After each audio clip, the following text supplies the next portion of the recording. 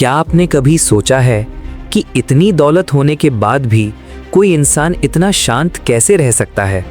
इतनी ताकत होने के बाद भी इतना विनम्र कैसे हो सकता है? और इतनी ऊंचाई पर पहुंचकर भी जमीन से जुड़ा कैसे रह सकता है? आज की ये कहानी किसी फिल्मी हीरो की नहीं है। ये कहानी है उस इंसान की जिसने शोर नहीं मचाया, लेकिन पूरी दुनिया को अपनी सोच से हिला दिया। नमस्कार दोस्तों, आप सभी का दिल से स्वागत है हमारे चैनल पर। आज हम जानेंगे उस शख्स के बारे में जिसका नाम सुनते ही भरोसा पैदा होता है, सम्मान अपने आप झुक जाता है और दिल कह उठता है कि हाँ, ऐसे लोग अब बहुत कम हैं। आज हम बात करेंगे भारत के गौरव, उद्योग जगत के महानायक श्री रतन नवल टाटा जी की।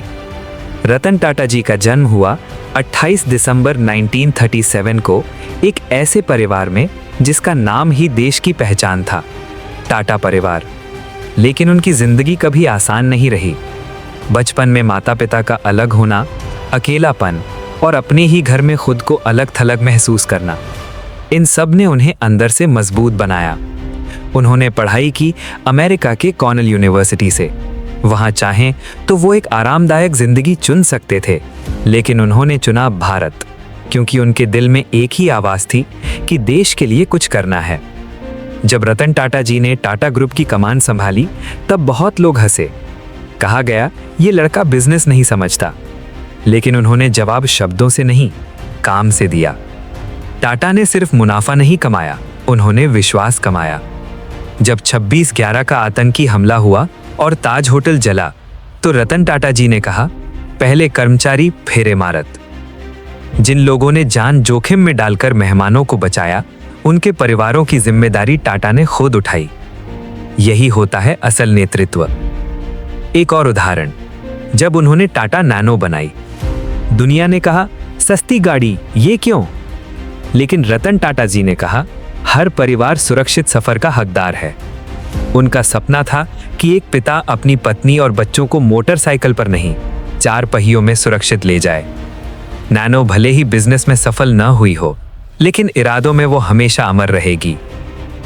रतन टाटा जी का सबसे बड़ा सबक है सादगी।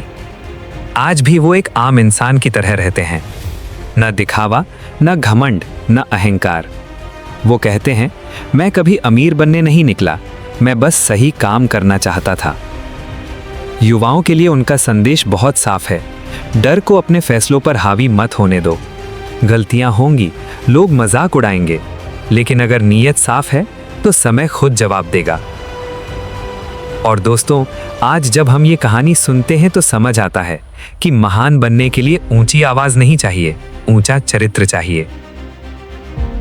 रतन टाटा जी ने हमें सिखाया कि सफलता का मतलब सिर्फ पैसा नहीं, बल्कि लोगों की जिंदगी बेहतर बनाना है।